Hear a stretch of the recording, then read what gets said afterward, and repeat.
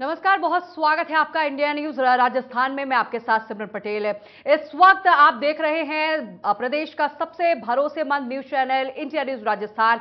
आज हम बात करेंगे बड़ी बहस में, आज तमाम विषय को लेकर बात करेंगे। आपको बता दें कि हमारी खास पेशकश बड़ी बहस में आपका बहुत स्वागत है। आज हम बात करेंगे विधानसभा चुनाव के पहले प्रदेश में बीजेपी और कांग्रेस की गुटबंदी की बात करेंगे। वही बीजेपी हो या कांग्रेस, दोनों पार्टियों में नेताओं के लिए गुटबाजी करते हुए नजर आ रहे हैं। दोनों ही पार्टियां इस गुटबंदी में उलझी हुई हैं। कांग्रेस में मुख्यमंत्री अशोक गहलोत और सचिन पायलट गुट के मंत्री आमने सामने हैं। आए दिन गहलोत और पायलट खेमे के मंत्री और विधायक आमने सामने नजर आते हैं, खुलकर चुनौती देते हैं।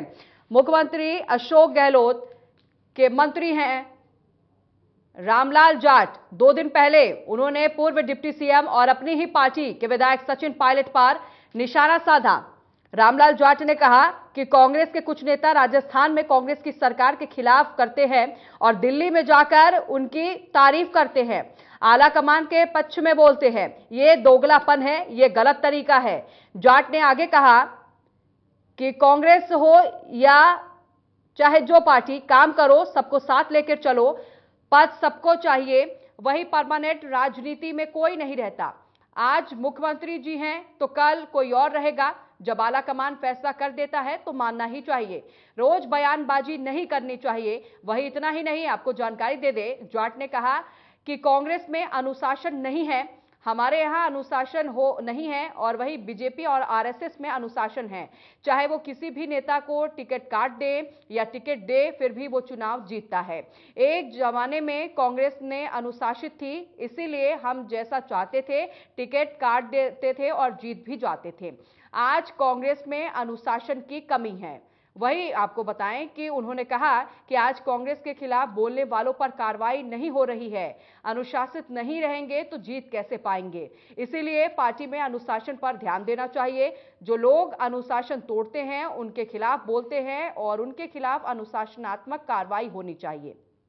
और आपको बता दें, इधर मंत्री हेमाराम चौधरी ने मंत्री रामलाल जाट के बयान पर पलटवार करते हुए कहा कि कुछ लोग चाहते हैं सचिन पायलट कांग्रेस छोड़कर चले जाएं और ऐसे लोग खुद की पार्टी में घड़ी बने रहना चाहते हैं। हेमाराम चौधरी ने कहा कि कांग्रेस पार्टी ठोकर ना सचिन पायलट जाने वाले हैं छोड़कर, ना ही हेमाराम चौधरी। हमारे खून में कांग्रेस है। वह हेमाराम चौधरी ने कहा कि बयान देने वाले हमको नसीहत देना बंद करें, खुद ही अपने सही ढंग से चले ताकि चुनाव होने पर कांग्रेस फिर से सत्ता में आए।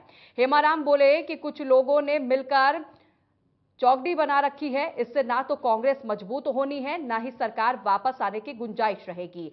वही आपको बता दें, मंत्री हेमाराम चौधरी ने कहा इस तरीके की बयानबाजी बंद होनी चाहिए। इधर कांग्रेस के प्रदेश प्रभारी सुखजिंदर सिंह रंधावा का कहना है कि इस तरीके से बयानबाजी करने वाले नेताओं को भी समझाया जाएगा, अगर नहीं माने तो कार्रवाई भी करेंगे। ठीक ऐसा ही हाल बीजेपी में भी देखने को मिल रहा है। वीरंगनाओं और पेपर लीक मामले में आंदोलन कर चुके राज्यसभा सांसद किरोड़ीलाल मीणा भी अपनी पार्टी के बड़े नेता पर सवाल खड़े कर चुके हैं।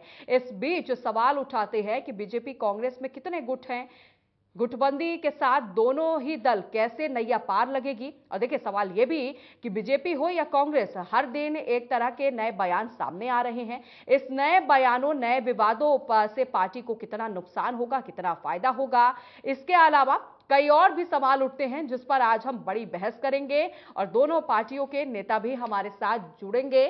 तो आज बड़ी बहस में यही सवाल पूछेंगे।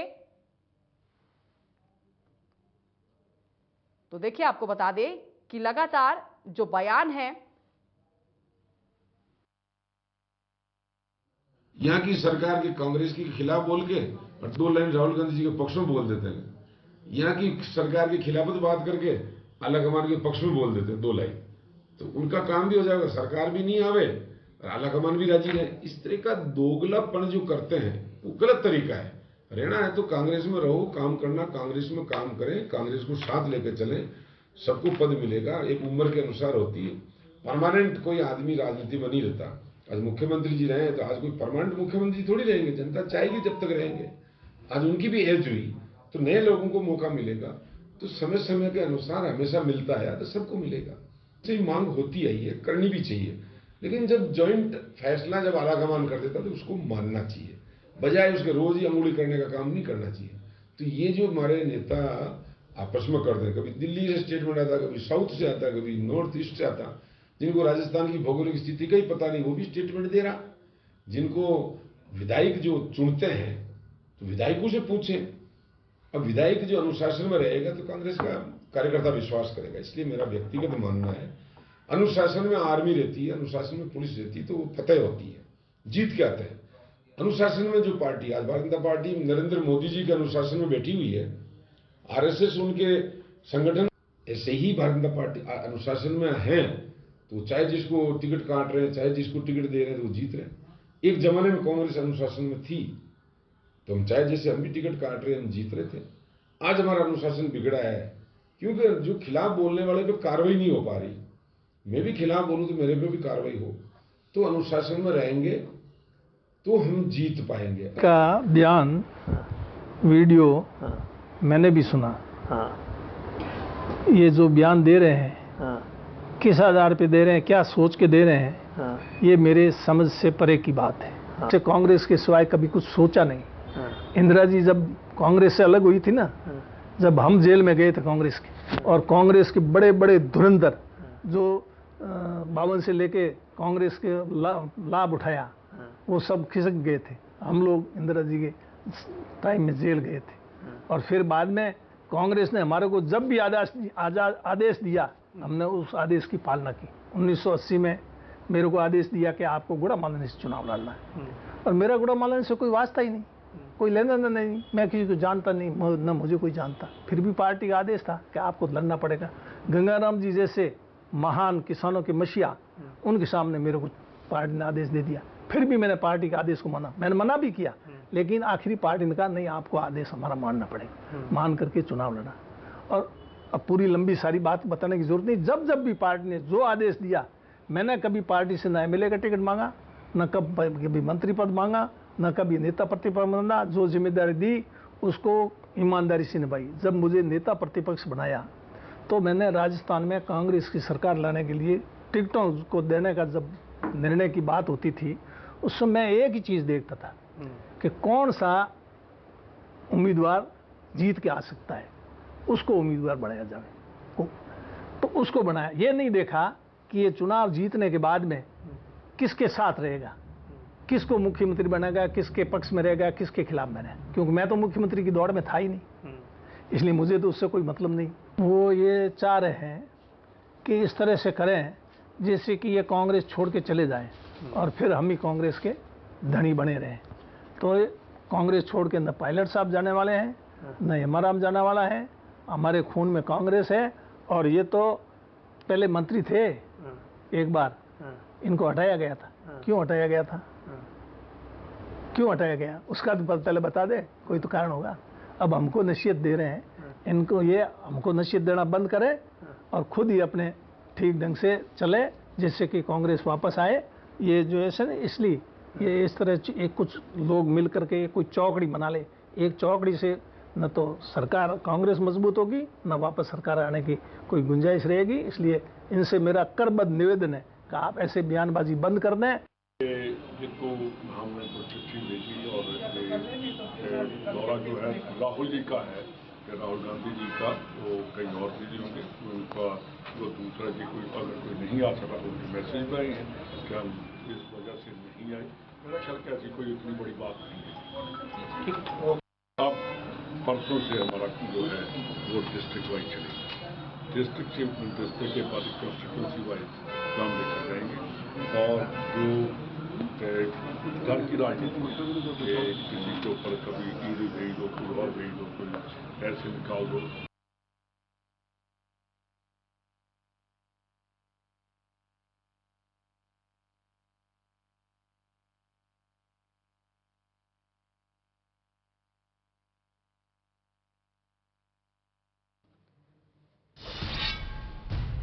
तो आप सभी ने सुना कि कांग्रेस की तरफ से जो नेता हैं वो उनका क्या कुछ कहना है, वहीं बीजेपी की तरफ से नेताओं का क्या कुछ कहना है।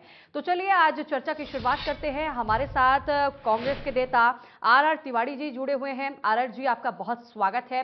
वहीं आशीष चतुर्वेदी हमारे साथ जुड़े हुए हैं, बीजेपी से नेता है। आप दोनों मेहमानों का बहुत स्वागत है सर इंडिया न्यूज राजस्थान पर।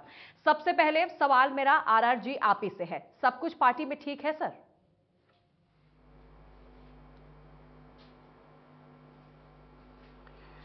सिमरन, कांग्रेस पार्टी एकजुट है। कांग्रेस में कहीं कोई बिखराव नहीं है और कांग्रेस दुनिया की सबसे बड़ी राजनीतिक जमात है सिमरन जी।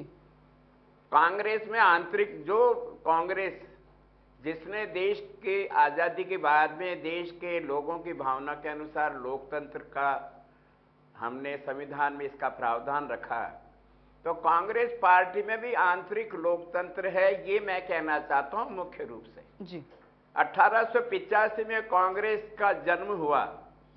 आज 2023 की मार्च चल रही है, अप्रैल का महीना चल रहा है। नेताओं में वैचारिक मतभेद हो सकते हैं, स्वीकार करने में मुझे कोई गुरेज नहीं सिमरन जी। आजादी से पहले गांधी के साथ में भी तत्कालिक बड़े नेताओं के वैचारिक मतभेद थे, लेकिन मनभेद कभी भी कांग्रेस के नेताओं में नहीं रहा। हम आजाद हो गए, उसके बाद में भी नेहरू से भी लोगों ने वैचारिक मतभेद रखे, लेकिन मनभेद नहीं है।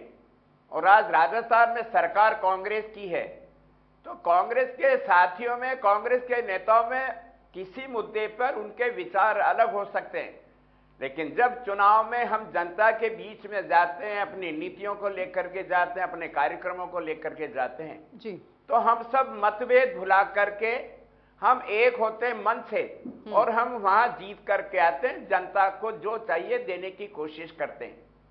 ठीक है, और राजस्थान में तीसरी बार जननायक अशोक गहलोत जब मुख्यमंत्री बने, उसके बाद में जो जो जनता के बीच में जाने का हमको, चाहे नगर पालिका के चुनाव में जाने का मौका मिला हो, नगर परिषद का मौका मिला हो, जिला परिषद का मौका मिला हो, विधानसभा के उपचुनाव में मौका मिला हो जी, हमने एकजुटता दिखाई है और तभी हमने भारतीय जनता पार्टी के उम्मीदवारों को परास्त किया है। ऐसा माना जाता है जहां सरकार किसी पार्टी की होती है जी, वहां सरकार के खिलाफ वोट इसलिए पड़ जाता कि कहीं ना कहीं नाराजगी होती है, कहीं सड़क नहीं बनती, कहीं पानी नहीं पहुंचता, कहीं चिकित्सा की सुविधा नहीं मिलती, या कहीं ना कहीं कोई कमियां रह जाती है सत्तारूढ़ पार्टी के नेताओं के साथ। लेकिन जनता ने, चूंकि कांग्रेस एकजुटता के साथ लड़ती है, मनभेद नहीं है, मतभेद को स्वीकार करने में, लेकिन आर जी देखिए सवाल इसलिए उठ रहे हैं क्योंकि अभी जो चाहती है वो देते, इसलिए मैं हमारी पार्टी की तरफ से कह सकता हूं आंतरिक लोकतंत्र हमारे डंडा राज नहीं है, निरंकुशता नहीं है, हिटलरशाही नहीं है, तानाशाही नहीं है। ठीक है, ठीक है, बोलने लेकिन आर जी देखिए सवाल इसलिए खड़े हो रहे हैं क्योंकि जब हमारे संविधान में हर संवाद आदमी सम्मेलनों में पहुंचे नहीं हुए थे। अधिकार दिया है।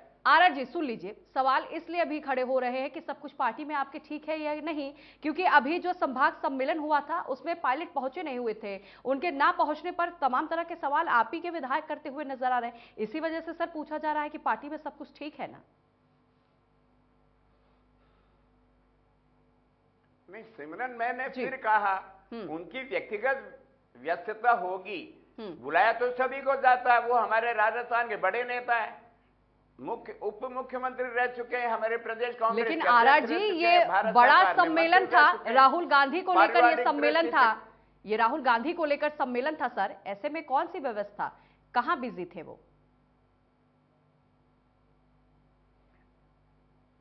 ये उनकी निजी व्यस्तता हो सकती है। जैसे आपको याद होगा भारतीय जनता पार्टी और जो कहती है उनके लिए आगे तो बहुत सारे स्लोगन लगे थे, पार्टी विद डिफरेंस, चाल चरित्र और चेहरा। और जब सतीश पूनिया जी लगभग 2.25 साल भारतीय जनता पार्टी के राजस्थान इकाई के अध्यक्ष रहे जी, मुझे याद दिला दे आशीष चतुर्वेदी जी, वसुंधरा राजे जी सतीश पूनिया जी के किसी राजनीतिक कार्यक्रम में शामिल नहीं हुई, बहुत सारे नेता शामिल नहीं हुए। तो ये सारी बातें सभी दलों में कहीं ना कहीं आपस में मतभेद हो सकते हैं। मैं तो मेरी पार्टी के लिए कह सकता हूं, सचिन पायलट हमारे राजस्थान के नेता हैं, हम सब उनका सम्मान करते हैं, ठीक उनका है, ठीक है। नहीं आरआर आना जी, आऊंगी किसी आपके पास। कार्यक्रम में, आशीष जी से ये भी उनका सवाल ले व्यक्तिगत लेती हूँ। कारण हो सकता है, उसके बारे आशीष में जी, मैं कुछ नहीं कह सकता। वसुंधरा राजे से लगातार विधायक मिल रहे हैं, तमाम दिग्गज लोग जो हैं मिल रहे हैं। इस बार चुनाव बड़े नजदीक है, बड़ी जिम्मेदारी मिल सकती है क्या? देखिए सिमरन जी, मैं आपकी बात का जवाब देता हूं जी लेकिन सबसे पहले तिवारी जी को प्रदेश कांग्रेस के वो प्रवक्ता बने हैं, जी। उसके लिए उनको बधाई। हम्म। और जैसा तिवारी जी बता रहे थे, उनकी पार्टी में मतभेद हैं तो उन्होंने धन्यवाद, स्वीकार किया आशीष है, भाई। लेकिन उन्होंने मनभेद की बात को मना किया है। जी तो मैं आपके चैनल के माध्यम से तिवारी जी से पूछना चाहता हूं जी। कि राजस्थान के मुख्यमंत्री अशोक गहलोत जी ने हम्म जिन शब्दावली का प्रयोग सचिन पायलट जी के लिए किया है, हम्म जिसमें कोरोना भी उन्होंने प्रयोग किया, उन्होंने गद्दार भी कहा, नकारा भी कहा, निकम्मा भी कहा, उस उप मुख्यमंत्री पर उन्होंने देशद्रोह का मुकदमा भी दर्ज किया। तो ये मतभेद की श्रेणी में आता है या मनभेद की श्रेणी में आता है, ये बताना चाहिए। और सिमरन जी, आपके चैनल को डिबेट करने का पूरा अधिकार है कि आप इसको किस तरह से प्रस्तुत करते हैं। मैं आपका पूरा जो ओपनिंग रिमार्क है वो सुन रहा था, जो आपने जो चलाया जी, वो भी मैंने वीडियो सुना है जी। उसमें कहीं पर भी भारतीय जनता पार्टी और कांग्रेस में जो आप गुटबाजी की बात करें, कोई कंपैरिजन है नहीं। जो राजस्थान में कांग्रेस की स्थिति है, जो इनके आंतरिक गतिरोध है, जितना सिर फुटबल है और जिस तरह से नित नए दिन बयानबाजी हो रही है, मतलब ऐसा कोई सप्ताह नहीं बीतता जब कांग्रेस का एक गुट दूसरे गुट पर आरोप नहीं लगाता है। और अभी आपने वीडियो में सबको सुनाया भी है। तो मुझे लगता है कि हमको बैलेंस करने के लिए ये बात नहीं करनी चाहिए कि भारतीय जनता पार्टी में भी गुटबाजी का स्तर वो है। भारतीय जनता पार्टी पूरी तरह से एकजुट है, एक मुखी है और इस सरकार को उखाड़ फेंकेगी। जहां तक अभी आपने पूछा, तो देखिए निश्चित रूप से ये चुनावी वर्ष है 2023 का और बहुत सारे बदलाव भारतीय जनता पार्टी में प्रारंभ हो गए हैं। आपने देखा ही है पिछले 10 दिनों में जो बदलाव हुए हैं। और जहां तक वसुंधरा राजे जी की बात है, वो प्रदेश की बहुत लोकप्रिय नेता हैं। वो 10 साल राजस्थान की मुख्यमंत्री रही है, वर्तमान में पार्टी की राष्ट्रीय उपाध्यक्ष की उनके पास एक बहुत बड़ी जिम्मेदारी है। तो देखिए, और बहुत सारी बातें हैं। देखिए, अभी जब आप अपने ओपनिंग रिमार्क में कह रहे थे तो आपने बताया था कि रंधावा जी ने जो है यहाँ पे बयानबाजी करने से इनको मना किया है। सिमरन जी, पिछले 4-4.5 साल से हम लगातार ये सुन रहे हैं, चाहे अजय माकन जी यहाँ के प्रभारी रहे हों, चाहे उसके बाद वेणुगोपाल जी जब भी राजस्थान आते हैं उन्होंने लगातार ऐसा बोला है कि अगर किसी ने बयानबाजी की तो मैं 24 घंटे में कार्रवाई कर लूंगा। लेकिन इतना ज्यादा स्तर है ना मनभेद का कि कोई बयानबाजी रुक नहीं रही है। और वो बयानबाजी मतलब शीर्ष स्तर पर भी हो रही है। जब मुख्यमंत्री अपने उप मुख्यमंत्री के लिए जिस शब्दों का प्रयोग करेगा तो निश्चित रूप से उसके फॉलोवर भी उस गुट के लिए इसी तरह का प्रयोग करेंगे। ठीक है, ठीक है। आशीष जी, ये तो हुआ कि बयानबाजी को लेकर। अब 2023 में चुनाव है, बीजेपी पार्टी का विजन क्या है, क्या मुद्दे होंगे इस बार? देखिए सिमरन जी, मुद्दों को लेकर के आपके चैनल में भी हमने कई बार चर्चा की है। अगर मैं मुद्दों की बात करूं तो सबसे बड़ा जो मुद्दा है राजस्थान में, वो मुद्दा ये है कि राजस्थान में जब से अशोक गहलोत जी ने तीसरी बार सरकार बनाई है, राजस्थान बेरोजगारी के मामले में लगातार नंबर 1 या नंबर 2 पर रहता है। मुख्यमंत्री जी केवल थोथी घोषणाएं करते हैं। इन्होंने अपने बजट के अंदर 4.25 लाख सरकारी नौकरियों की घोषणा की है। और जब ये सरकार एड लगाती है और बड़े बड़े होर्डिंग लगाती है तो उसमें भी ये क्लेम करते हैं कि हमने 1,31,000 लोगों को नौकरी दी। मतलब आप वादा तो करते हैं 4.25 लाख का, लेकिन नौकरी देते हैं 1,31,000 को। और स्थिति यह है कि पूरी एक श्रृंखला है। आए दिन जो पेपर लीक हो रहे हैं, जिस तरह से भर्ती निरस्त हो रही है, उसको लेकर के युवाओं में बहुत आक्रोश है। तो बेरोजगारी एक बहुत बड़ा मुद्दा है। दूसरा जो सबसे बड़ा मुद्दा है सिमरन जी, वो है राजस्थान में अपराध। लॉ एंड ऑर्डर में ये सरकार पूरी तरह से विफल रही है। चाहे हम महिलाओं पर अपराधों की बात कर लें, चाहे दलितों पर अपराधों की बात कर लें, जिस तरह से गैंगस्टर का राजस्थान में आतंक है। देखिए सिमरन जी, आजादी के बाद से लेकर के 2018 तक राजस्थान में ऐसा माहौल नहीं था कि कोई गैंगस्टर आए, फोन करे, रंगदारी ले, फायरिंग करे। लेकिन राजस्थान में पिछले 2 साल में ये घटनाएं बहुत तेजी से बढ़ी है। और इसी सरकार के आंकड़े ये बताते हैं कि क्राइम रेट जो है वो लगातार बढ़ रहा है। और ये बार बार एफआईआर की बात करते हैं कि साहब हमने एफआईआर कंपलसरी कर दिया। अरे भाई, आपने तो एफआईआर 2019 में भी कंपलसरी कर रखी थी, 20 में भी कंपलसरी कर रखी थी, 21 में भी कंपलसरी कर रखी थी, 22 में भी कंपलसरी कर रखी थी।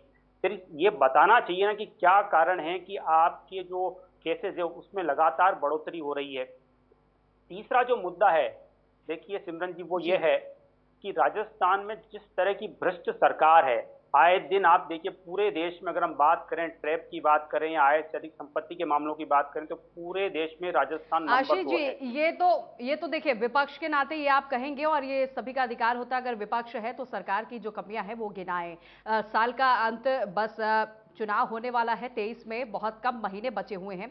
आपसे यही समझना चाहूंगी कि इस बार चुनाव में अगर आप लोग जीतते हैं 2023 विधानसभा चुनाव में, तो जनता के लिए क्या कुछ नया करेंगे? क्या वो चीजें आप करके दिखाएंगे जो कांग्रेस पार्टी अभी तक नहीं कर पा रही है, जिन खामियाओं के बारे में आप जिक्र कर रहे हैं? देखिए सिमरन जी, आपने बहुत अच्छा प्रश्न पूछा है। 2013 से 18 तक जो हमारी सरकार रही, हमने लगभग 2.25 लाख लोगों को सरकारी नौकरियां दी।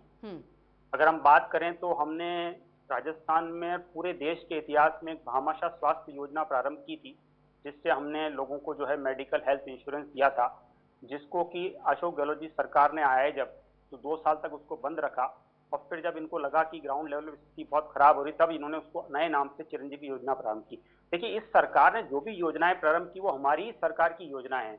हमने अन्नपूर्णा थाली योजना प्रारंभ की थी, उसको इन्होंने शुरू में बंद कर दिया, फिर 2-2.5 साल बाद इन्होंने जो इंदिरा रसोई योजना के नाम से प्रारंभ किया। जब भारतीय जनता पार्टी की यहाँ पे सरकार थी तो हमने जल स्वावलंबन को लेकर के बहुत बड़ा जो है प्रोजेक्ट चलाया, जिससे राजस्थान में पहली बार ऐसा हुआ कि 4-4, 5-5 फीट ग्राउंड वाटर लेवल ऊपर आ गया, और राजस्थान जिसमें वाटर स्केर्सिटी है उसमें बहुत अच्छी बढ़ोतरी हुई वाटर लेवल में।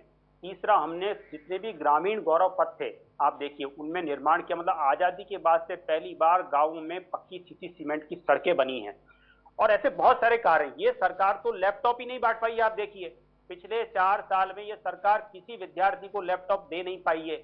ये केवल थोड़ी घोषणाएं करते हैं। पिछली बार मुख्यमंत्री जी ने घोषणा की थी पिछले बजट में कि हम राजस्थान की 1,33,00,000 महिलाओं को मोबाइल फोन देंगे। तिवारी जी को बताना चाहिए, साल भर से अधिक हो गया है। ठीक है आशीष जी, उन्हीं से जवाब ले लेते हैं। अरे जी, आप सुन रहे हैं, जवाब दीजिए। मेरी माँ बेटियों को हम राखी के त्योहार पे भेंट कर रहे हैं आशीष भाई। देखेंगे तिवारी जी, बिल्कुल देखेंगे। राखी का आयात होने में परेशानी थी, इसलिए समय पे नहीं दे पाए। ये तकनीकी खामी है, इसमें सरकार की मंशा पर शक मत करो। 40 लाख माँ बेटियों को हम मोबाइल दे रहे हैं, आप चिंता मत करो, उसमें आपका मेरा घर भी आएगा। तिवारी जी, 1,33,00,000 से तो आपने 40 लाख आज ही कर दिया। आपने 93 लाख महिलाओं का हक तो आज ही छीन लिया। बाजार में तकनीकी जो जरूरत है, मोबाइल में चिप से चलता, जैसे चिप की आएगी सरकार हमारी फिर आ रही है, आप चिंता मत करो। नहीं आ रही है, वो तो मुख्यमंत्री जी कह चुके हैं ना। जननायक अशोक गहलोत ने वो पूरा होगा, हम 1,37,00,000 महिलाओं को देंगे। तिवारी जी, आपकी पार्टी के मंत्री राजेंद्र गुड़ा जी कह चुके हैं हमारी सरकार आएगी तो फॉर्च्यूनर में बैठ के जाएंगे विधायक। तो सरकार आ कहां से रही है, मुझे बताइए ना। आपकी स्थिति यह है कि 25 सितंबर को आपके विधायक दल की बैठक हुई थी, उसके बाद पूरा एक बजट सत्र हो गया। तिवारी जी एक मिनट। सिमरन राजस्थान में 7 विधानसभा के चुनाव हुए, 6 में हम जीते, नगर निगम में जीते, पालिका में जीते, परिषद में जीते, जिला प्रमुख में जीते। आशीष भाई ये नहीं बताएंगे। ठीक है आर जी, देखिए सवाल मेरा आप ही से है, जीत आप रहे हैं और इसीलिए राजस्थान में सरकार आप ही की है, लेकिन सर आप ही के मंत्री रामलाल जाट कह रहे हैं कि कांग्रेस में अनुशासन नहीं है, बीजेपी में अनुशासन है, इसीलिए बीजेपी जीत रही है। लेकिन सर जब आप ही के नेता इस तरह कहेंगे अपने पार्टी के लिए, तो जनता पर आप विश्वास कैसे कायम कर पाएंगे? सवाल इसीलिए उठ रहे हैं आप पे सर। मैंने पहले ही कहा आपको सिमरन जी, हमारे यहाँ मतभेद है, लेकिन जिस दिन कांग्रेस में चुनाव में हमको जनता के बीच में जाना पड़ेगा, ये हेमाराम सर ये बयान भी तो जनता के बीच में जा रहे हैं ना सर ये बयान भी तो जनता के बीच में जा रहे हैं ना। रामलाल जाट ने जो बात बोली है वो जनता के बीच में कहीं ना कहीं वो देखिए बीजेपी की तारीफ कर रहे हैं, वो बीजेपी की ही तारीफ करे सर, ये भी बात जनता तक जा ही रही है ना सर। ऐसे क्यों विधायक जो है आपके मंत्री जो है क्यों उनको कहना पड़ रहा है, क्या दिक्कत है? मैं उनके बयान को मैं मेरी तौर से जानता नहीं हूं, लेकिन मैं ये फिर कह रहा हूं, हमारे यहाँ मतभेद है, मनभेद नहीं है। वहां डंडा राज चलता है, रामलाल जाट को भूल गए होंगे। वो हिटलरशाही जो आज देश में चल रही है भारतीय जनता पार्टी के 140 करोड़ के देश में, उनकी पार्टी में सबसे पहले चलता है। ये भारतीय जनता पार्टी तो राजनीतिक संस्करण है, असली में इनकी जो मातृ संगठन है वो शाखा है। और शाखा में आज भी परेड के समय पर आप उनको डंडे लेकर के परेड करते हैं तो वहां पर अनुशासन होता है, जबरन थोपा जाता है, वहां पर आंतरिक लोकतंत्र नहीं है। हमारे यहाँ आजादी से पहले भी आंतरिक लोकतंत्र था। हमारे नेता एक दूसरे के प्रति अपने मतभेद रखते थे कृषि विषय में, तो रामलाल जी जाट में और हिमाराम चौधरी जी के बातों में मतभेद। ठीक है तिवारी जी, लेकिन जो मतभेद है सर उसे कैसे दूर करेंगे? प्रभारी रंधावा जी ने तो देखिए कह दिया कि इन ऐसे विधायकों पर कार्रवाई की जाएगी, जो बयानबाजी दे रहे हैं उन पर कार्रवाई की जाएगी। तिवारी जी सुन लीजिए, अब ऐसे में जो ये समय बहुत नजदीक है, विधानसभा चुनाव बहुत नजदीक आ गया है, ऐसे में रंधावा जी भी यही कह रहे हैं कि मंत्रियों से यही कहा जा रहा है कि जो सरकार की योजनाएं हैं वो धरातल पर लोगों तक पहुंचाए, लोगों तक उन जानकारी को दें। लेकिन जब सर आप ही के मंत्री इस तरह बयान दे रहे हैं तो इस मतभेद को भी तो दूर करना जरूरी है ना सर, चुनाव भी बहुत नजदीक है। हाँ, तो मैं स्वीकार कर रहा हूं रंधावा जी का बयान समय के अनुकूल है। रंधावा जी हमारे राजस्थान के प्रभारी हैं, दिल्ली से पर्यवेक्षक हैं, वो एक एक गतिविधियों को देख रहे हैं। मतभेद होते हुए भी सार्वजनिक बयानबाजी नहीं होनी चाहिए, ये बात मैं भी स्वीकार कर रहा हूं जी। चाहे वो पायलट साहब हो, चाहे वो कोई भी हो, हिमाराम जी हो, रामलाल जाट हो, कोई भी हो, हमको सार्वजनिक बयानबाजी से बचना चाहिए। और रंधावा जी ने जब इस बात पर संज्ञान ले लिया है तो मैं मान के चलता हूं कि ये जो हम बयानबाजी करते हैं हमारे नेता सार्वजनिक रूप से, उस पर रोक लगेगी। रंधावा जी को बधाई देना चाहता हूं कि वो कड़े कदम उठाएंगे और हमारे में एकता का पाठ बढ़ाएंगे। ठीक है आर जी, एक सवाल और है कि बस चुनाव नजदीक है, ऐसे में जो रूठे हैं उन्हें मनाने की तैयारी कैसे चल रही है? क्योंकि जब सब साथ में आएंगे तभी मिलकर चुनाव जो है वो संपन्न होगा। और ऐसे में प्रभारी रंधावा जी भी देखिए कह ही चुके हैं कि सब साथ में आए, जनता तक तमाम योजनाएं हैं वो पहुंचाए, क्योंकि चुनाव नजदीक है। ऐसे में सबको एकजुट होना जरूरी है सर।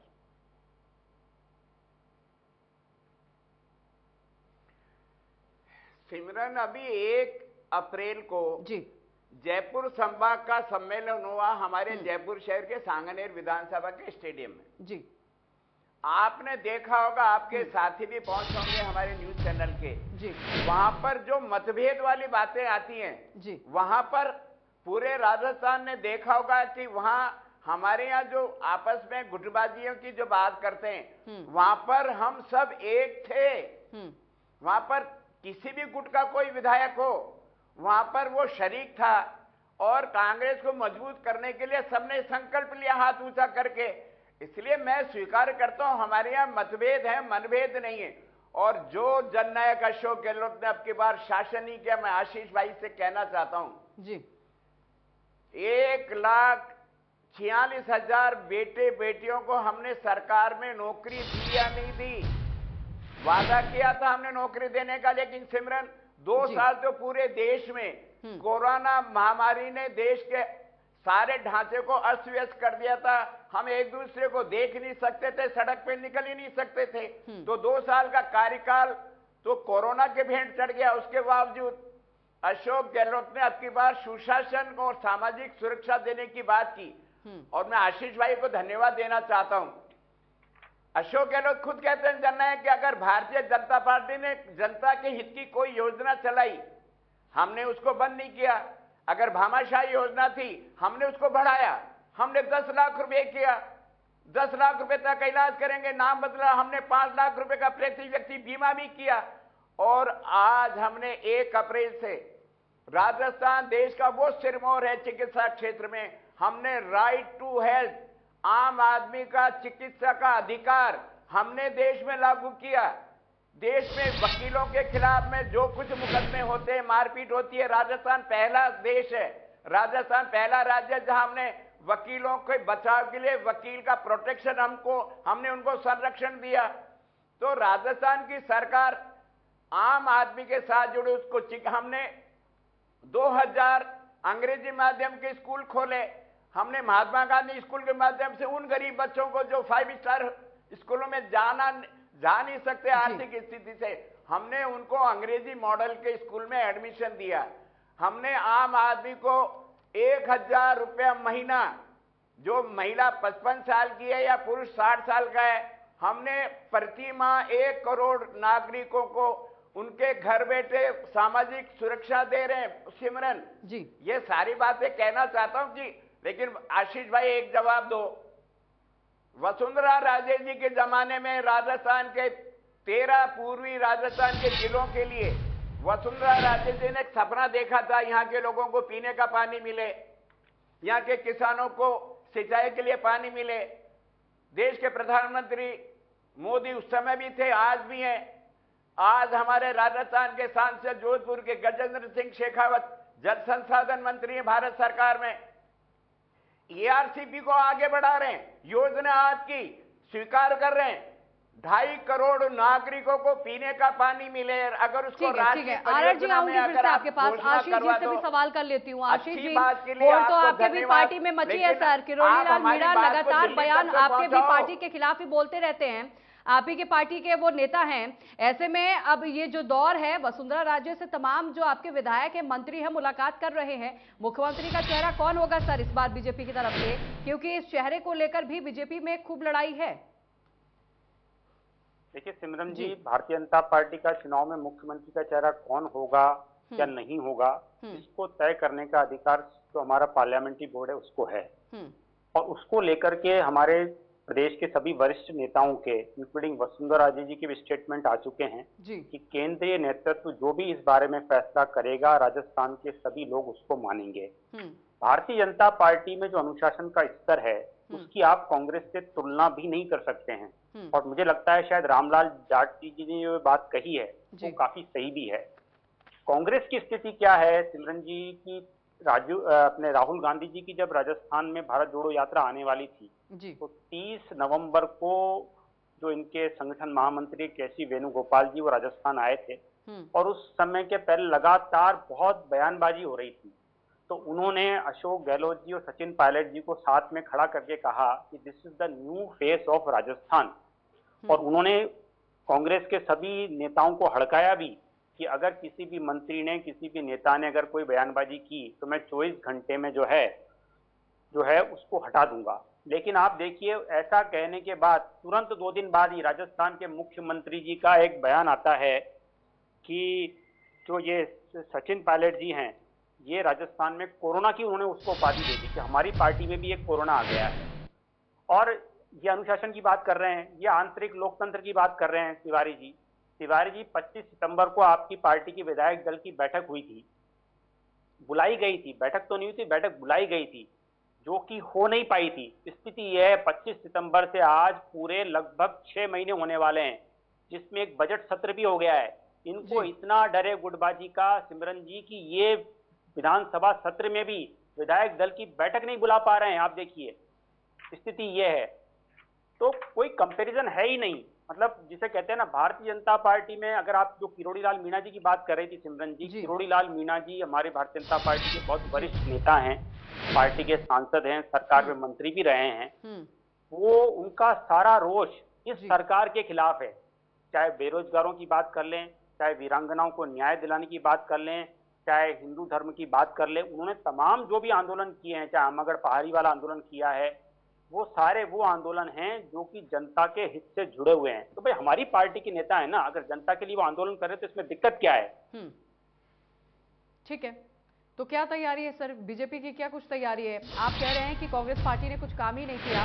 अगर रामलाल जाट की बात करें, वो कह रहे हैं अनुशासन नहीं है। अगर सर अनुशासन नहीं होता तो कांग्रेस पार्टी सरकार में नहीं होती, सरकार उन्हीं के है।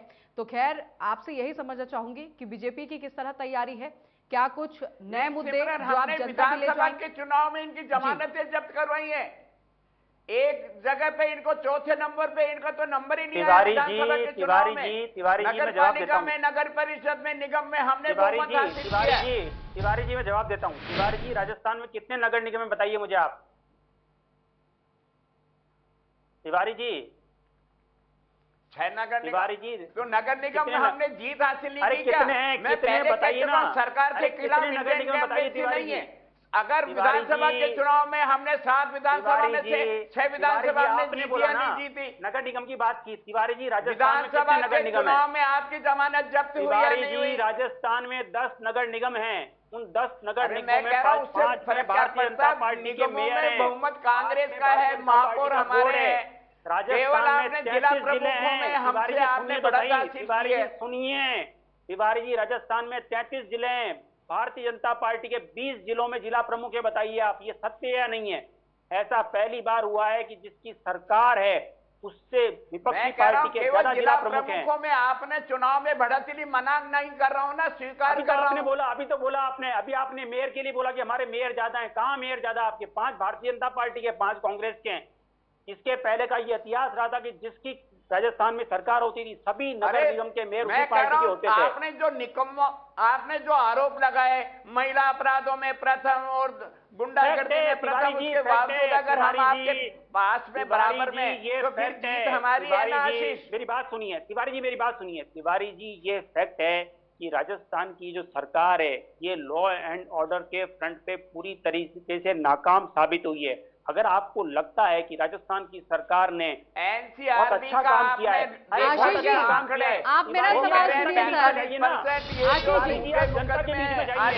तिवारी जी सुन लीजिए, अभी हाई कोर्ट, आशीष जी मेरा सवाल सुन लीजिए, मेरा सवाल सुन लीजिए। आशीष जी मेरा आपसे ये सवाल है कि राजस्थान सरकार जो है राइट टू हेल्थ बिल लेके आई है, जिस बिल को लेकर सब राज्यों में इनकी तारीफ हो रही है। अगर विपक्ष के नाते आपसे जानना चाहूं तो इस बिल को लेकर आप क्या सोचते हैं? क्योंकि ये जो बिल लाया गया है कांग्रेस पार्टी द्वारा, ये भी बताया जा रहा है कि ये तमाम लोगों को फायदा पहुंचाएगा। जो गरीब हैं वो इलाज नहीं करवा सकते, अब उन्हें इलाज करवाने में भी मदद मिलेगी। फिलहाल विपक्ष के नाते आप इस बिल को किस तरह देखते हैं, इस पर भी जानकारी दें आप। विधानसभा में इन्होंने भी समर्थन किया जी, मैं बोल रहा हूँ आपके पास भी आऊंगी। बिल का समर्थन किया, सुनिए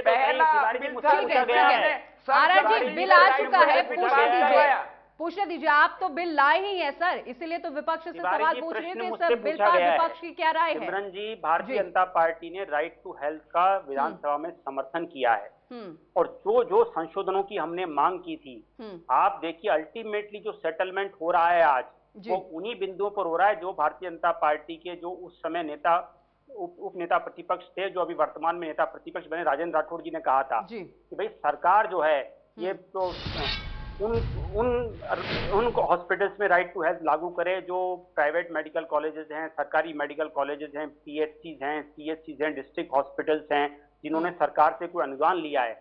अगर सरकार हमारी ये बात मान लेती सिमरन जी, तो 17 दिनों तक राजस्थान की जनता को दुख सहन नहीं करना पड़ता। 17 दिन तक आप देखिए राजस्थान की जनता का क्या हाल हुआ है। पूरे प्राइवेट हॉस्पिटल्स ने हड़ताल कर रखी थी, लोगों को बहुत इससे नुकसान हुआ है। तो सरकार क्या अल्टीमेटली मानी ना? तो हमने तो पहले ही कहा था, हमने समर्थन भी किया इस बिल का, लेकिन हम बार बार कह रहे हैं कि आप राइट टू हेल्थ तो लाइए मुख्यमंत्री जी, लेकिन जो सरकारी अस्पतालों का इंफ्रास्ट्रक्चर है जो आपके कंट्रोल में, उनकी स्थिति तो सुधारिए। वहां पे क्या स्थिति है ये हम लगातार राइट टू हेल्थ के बिल के मामले में सिमरन जी हम बहस कर चुके हैं। राजस्थान में ये स्थिति है कि ये हेल्थ सिस्टम को लेकर के भी जनता के बीच में नहीं जा सकते हैं। इस सरकार ने अपने दूसरे बजट में घोषणा की थी सिमरन जी कि हम राजस्थान के अंदर 140 जनता क्लिनिक खोलेंगे। तिवारी जी को बताना चाहिए कि धरातल पर कितने जनता क्लिनिक खुले हैं। तिवारी जी मैं बताता हूं आपको, 140 में से 3 साल हो गए घोषणा किए हुए, मात्र 19 जनता क्लिनिक आपने खोले हैं।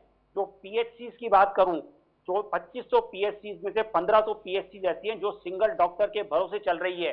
अगर मैं सीएचसीज की बात करूं तिवारी जी, तो 1800 से ज्यादा स्पेशलिस्ट डॉक्टरों के पद खाली पड़े हुए हैं। ठीक है आशीष जी, आऊंगी फिर से आपके पास आऊंगी, आपके सवालों का जवाब भी आरआर जी से लूंगी। आरआर जी जुड़े हुए हैं। आरआर जी आपसे मेरा यही सवाल है, सरकार आपकी है सर, चुनाव बहुत नजदीक है, इस बार अगर सत्ता में फिर से आप वापस आए तो क्या कुछ नई चीजें आप लोग लागू करेंगे? क्योंकि देखिए सर, लगातार विपक्ष जो है 2 मुद्दों को लेकर आप लोगों को घेर रहा है। एक जो पेपर लीक लगातार राजस्थान में बढ़ रहे हैं, और दूसरा अब ये जो बिल आप नया लेकर आए हैं, आप भी तस्वीरें सर देख रहे होंगे, हजारों की संख्या में जो डॉक्टर हैं वो लगातार प्रदर्शन कर रहे हैं, और ऐसे में जो स्वास्थ्य सेवाएं हैं वो पूरी तरह से ठप पड़ी हैं, मरीजों को दिक्कतें हो रही हैं। और आज तो देखिए खुद मुख्यमंत्री भी कोरोना पॉजिटिव हो गए, आप भी जान रहे हैं कोरोना एक बार फिर से वापस आ गया। ऐसे में सर आप भी समझ सकते हैं कि जो स्थिति, जो तस्वीरें अस्पताल के सामने से आ रही हैं, मरीज भटक रहे हैं सर, तो इसके लिए कुछ उपाय तो निकालेंगे ना,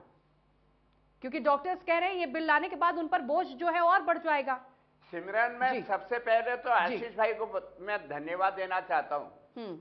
राजस्थान सरकार जब बिल को लेकर के ही बजट के इस सेशन में भारतीय जनता पार्टी के तत्कालीन विपक्ष के नेता गुलाब चंद जी कटारिया, जो आज आसाम के राज्यपाल बन गए हैं, उन्होंने कहा कि एक बार मुख्यमंत्री जी इसको प्रवर समिति में भेज दिया जाए ताकि हम सब बैठ करके आपस में चर्चा कर लें। तत्काल सरकार ने प्रवर समिति में भेज दिया। आज जो प्रतिपक्ष के नेता, उस समय उपनेता थे, उन्होंने जो जो संशोधन चाहे, सरकार ने जनता के हित में पक्ष विपक्ष की बात नहीं, आम आदमी को हम चिकित्सा की कैसे सेवा दे सकते हैं, सबने मिलकर के वो हमने कानून पास करवाया। लेकिन आज मैं फिर आरोप लगा रहा हूं भारतीय जनता पार्टी के ऊपर। मुख्यमंत्री जी ने कहा है आरएसएस से जुड़े जो चिकित्सा के जो हॉस्पिटल है निजी क्षेत्र में, उन्होंने सरकार की इस महत्वाकांक्षी योजना को, जो आम आदमी को सुरक्षा दे रही थी उसके चिकित्सा के मामले में, उनको फेल करने के लिए आंदोलन किया, और अंततः आज घुटने टेकने पड़े। आम आदमी बड़ा है या कुछ लोग बड़े हैं? चिकित्सा ये पेशा नहीं है, मानव धर्म का सबसे बड़ा सेवा करने का ये एक बात है। और हमने तो भगवान माना है। कोरोना काल में देश में लोगों की जितने भी जानें बचाई गई, इन भगवानों ने ही बचाई। और अगर भगवान ही अगर हड़ताल करेगा तो फिर किसी भी देश का क्या हाल होगा। केवल कमाई के लिए आप हड़ताल पे जाना चाहते हो कि मेरा पैसा कैसे आएगा, मेरा इंफ्रास्ट्रक्चर कैसा होगा, मैंने 50 करोड़ खर्च कर दिए। हमने तो पहले कहा था 50 बेड का हॉस्पिटल मिनिमम होगा, उसी पर ये लागू होगा। छोटे क्लिनिकों पर तो लागू ही नहीं था, फिर भी देर आए दुरुस्त आए। पक्ष और विपक्ष जनता की सेवा के लिए हम सब एक हैं, और आज ये बिल पास हो गया है। और सवाल ये है कि ये परीक्षा पेपर की बात कर रहे हैं आशीष भाई, देश का ऐसा कोई राज्य बता दो आशीष भाई।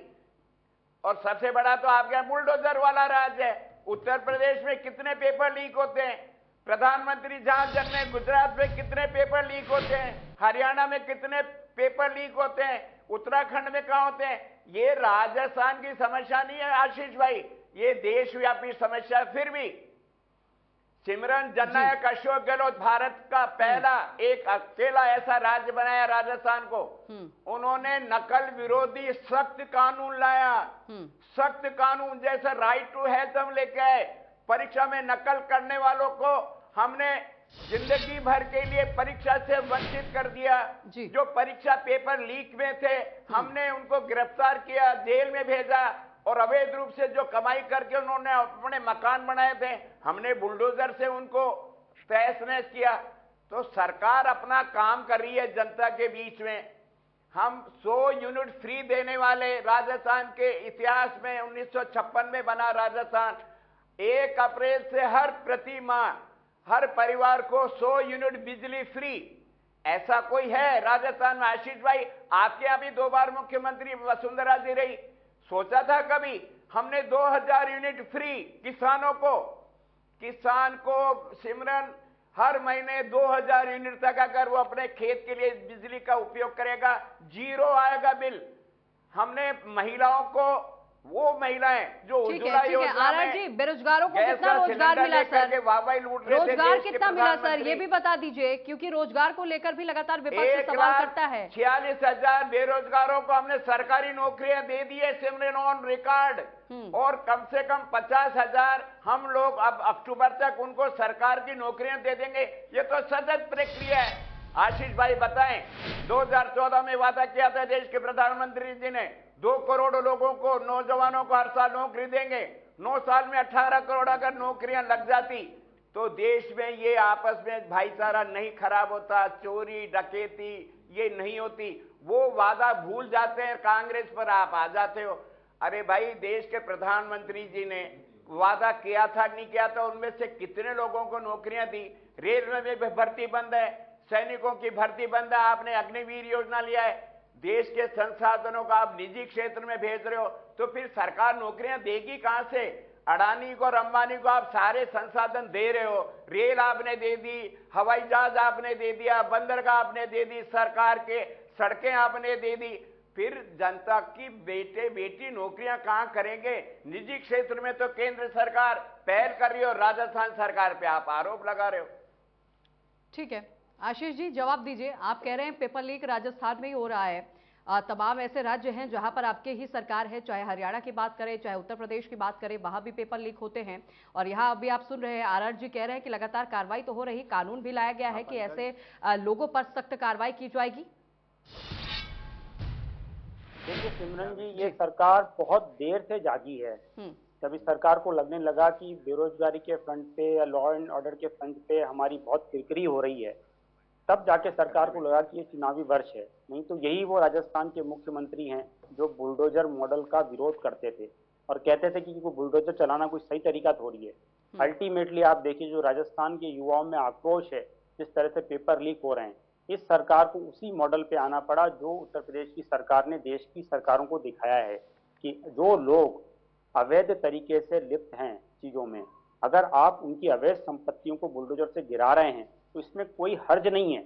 लेकिन मुख्यमंत्री को यह समझने में 4 साल से अधिक का समय लग गया सिमरन जी। और जहां तक इस सरकार की बात है, तिवारी जी को पता होना चाहिए कि ऐसा कोई एग्जाम नहीं होता जो विवादों के घेरे में ना रहा हो। और 1,46,000 का ये आंकड़ा कहां से लाए मुझे पता नहीं। अभी ठीक है आशीष जी, लास्ट कमेंट आप ही से चाहूंगी, कैसे मुकाबला करेंगे? चुनाव नजदीक है, कांग्रेस पार्टी का कैसे मुकाबला करेंगे? क्या कुछ तैयारी है? Last comment sir. देखिए सिमरन जी, भारतीय जनता पार्टी हर चुनाव को एक चुनौती लेती है और जहां तक चुनावों में बात है तो हम जनता के बीच में भी जाते हैं। हमारे पास एक परिश्रमी कार्यकर्ताओं की एक बहुत बड़ी फौज है, हमारे पास एक करिश्माई नेतृत्व भी है। ठीक है, और समय इतना ही सर। आप दोनों जन का बहुत धन्यवाद करूंगी बातचीत में शामिल होने के लिए, अपनी बात रखने के लिए। बहरहाल बीजेपी और कांग्रेस में कितने गुट हैं ये भी सवाल है, क्योंकि चुनाव नजदीक है। ऐसे में बीजेपी हो चाहे कांग्रेस हो, उन्हीं के विधायक खुद के ही पार्टियों के खिलाफ भी बोलते हुए नजर आ रहे हैं। ऐसे में मुद्दे भी हजार हैं। वही कांग्रेस का दावा है कि एक बार फिर से सरकार बनाएंगे, बीजेपी का कहना है कि सरकार उनकी होगी। बहरहाल अब देखना होगा कि विधानसभा चुनाव में जब नतीजे जो है सामने आएगा तो तस्वीरें जो है साफ हो जाएगी कि जनता जो है किसके साथ है। फिलहाल बड़ी बहस में बस इतना ही। तमाम खबरों के लिए देखते रहे इंडिया न्यूज़ राजस्थान।